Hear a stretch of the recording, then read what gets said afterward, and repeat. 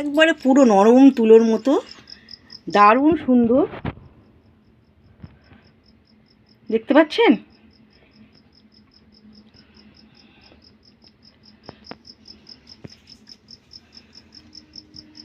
দর্শক বন্ধুরা, আমি ঝুনু, মন মাতানো রান্নাঘরে আপনাদের স্বাগত।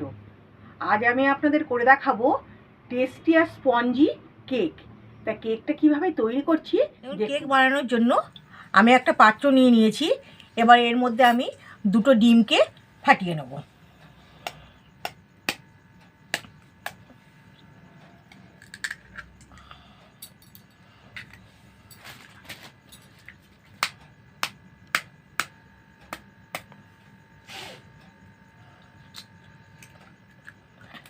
দুটো ডিম নিয়ে নিলাম। ডিমটার মধ্যে চিনি গুঁড়ো করে রেখেছিলাম, এই চিনির গুঁড়োটা দিয়ে দেবো। এবার চিনির গুঁড়োটাকে দিয়ে আমি ভালো করে মিশিয়ে নেব ডিমটার সাথে। দেখুন, এভাবে আমি ভালো করে মিশিয়ে নিচ্ছি।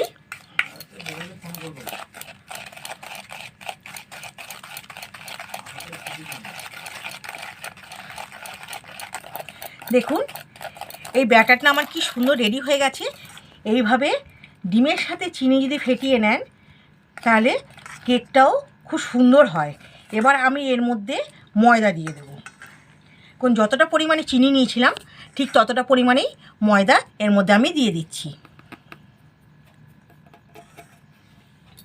এবার ময়দাটাকে দিয়েও আমি একটু ভালো করে মিশিয়ে নিই।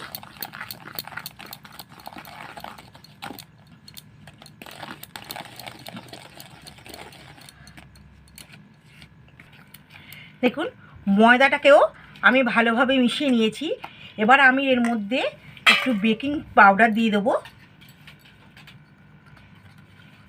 1 চামচ বেকিং পাউডার আর 1/2 চামচ বেকিং সোডা। যতটা বেকিং পাউডার তার 1/2 বেকিং সোডা দিয়ে দেবো। এবারে বেকিং পাউডার আর বেকিং সোডাটা দিয়েও আমি এটাকে খুব ভালোভাবে ফেটিয়ে নেব। যত ভালোভাবে ফেটাবে কেকটা তত ভালো স্পঞ্জি হবে। দেখুন, এভাবে আমি ভালো করে মিশিয়ে নিচ্ছি।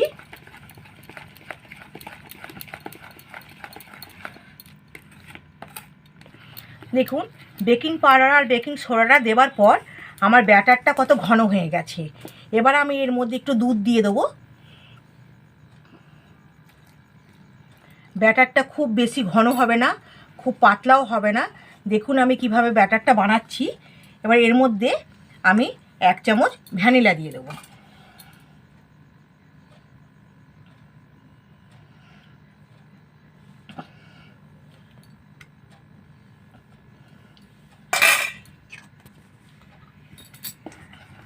এবার আমি ভালো করে ফেটিয়ে নিচ্ছি।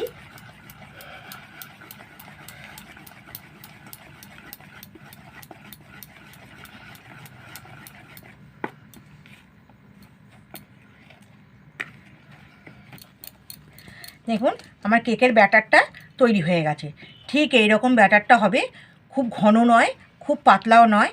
এইভাবে যদি ব্যাটারটা তৈরি করা হয় তো কেকটা খুব সুন্দর হবে। দেখুন, আমি এই ব্যাটারটার মধ্যে একটু সাদা তেল দিয়ে ফেটিয়ে নেব। একটু সাদা তেল দিয়ে দিলাম। এবার সাদা তেলটাকে দিয়েও আমি ব্যাটারটাকে ভালো করে ফেটিয়ে নেব। এই সমস্ত উপকরণগুলোকে দিয়ে যত বেশি ফেটাবো তত কেকটা স্পঞ্জি হবে।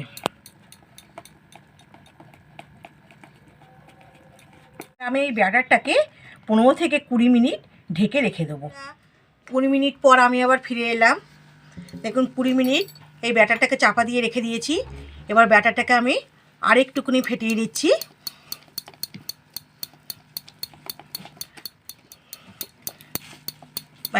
এবার আমি এই পাত্রটার মধ্যে ঢেলে নেব। কেকটা বানানোর জন্য আমি একটা স্টিলের বাটি নিয়েছি। বাটিটার মধ্যে আমি একটু সাদা তেল লাগিয়ে নিয়েছি। এবার এই বাটিটার মধ্যে আমি ঢেলে নেব ব্যাটারটা।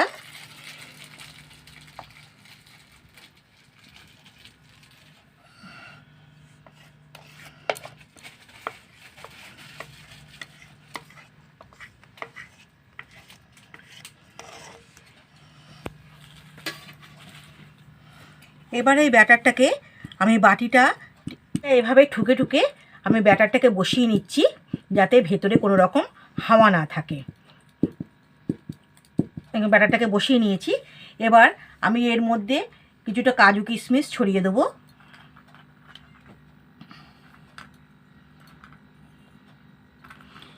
এইভাবে ভালো করে ছড়িয়ে দিচ্ছি কাজু কিশমিশগুলো, দেখতে খুব ভালো হবে। কিছুটা কিশমিশ ছড়িয়ে দিলাম আমি। এবারে আর আমি এর মধ্যে কিছুটা টুটি ফুটি দিয়ে দেবো, এতে করে কেকটা দেখতে খুব সুন্দর হয়। এটা খুব সুন্দর সাজানো হয়ে গেছে। এবার আমি এটা গরমে বসিয়ে দেবো। আমি একটা কড়াই বসিয়ে দিয়েছি। এবার তার মধ্যে আমি একটু নুন দিয়ে দেবো। এই নুনটা দিয়ে আমি আগেও কেক বানিয়েছি, তাই এই নুনটাই আবার আমি দিয়ে দিলাম। এবার এই নুনটার মধ্যে আমি এই রিংটা বসিয়ে দিচ্ছি। এবার এর মধ্যে আমি এই ব্যাটারের বাটিটাকে বসিয়ে দিলাম। এবার বসিয়ে দিয়ে আমি এটা আধ ঘন্টা লো ফ্লেমে ঢেকে রাখবো। আধ ঘন্টা পর আবার ফিরে এলাম।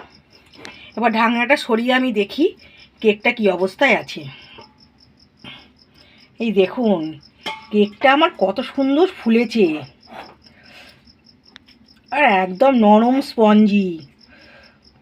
এবারে কেকটাকে আমি তুলে নেব। দেখুন কেকটা খুব সুন্দর হয়ে গেছে। এবার কেকটাকে আমি তুলে নেব।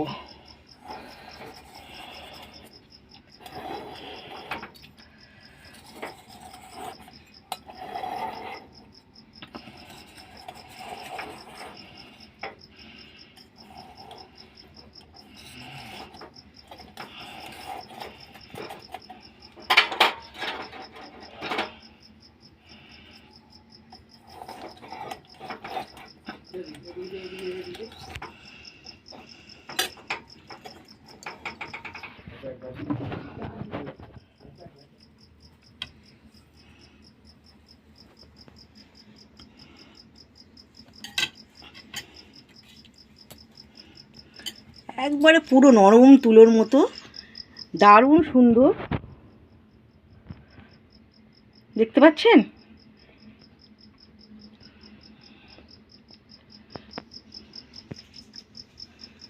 তো কেমন লাগলো বন্ধুরা আমার এই আজকের রেসিপিটা? এই নরম তুলতুলে ফ্রুট কেকটি যদি আপনারা বাড়িতে বানাতে চান তো আমার এই রেসিপিটা ফলো করবেন, আর অবশ্যই সাবস্ক্রাইব করবেন আমার এই চ্যানেলটিকে, লাইক করবেন, শেয়ার করবেন। ধন্যবাদ।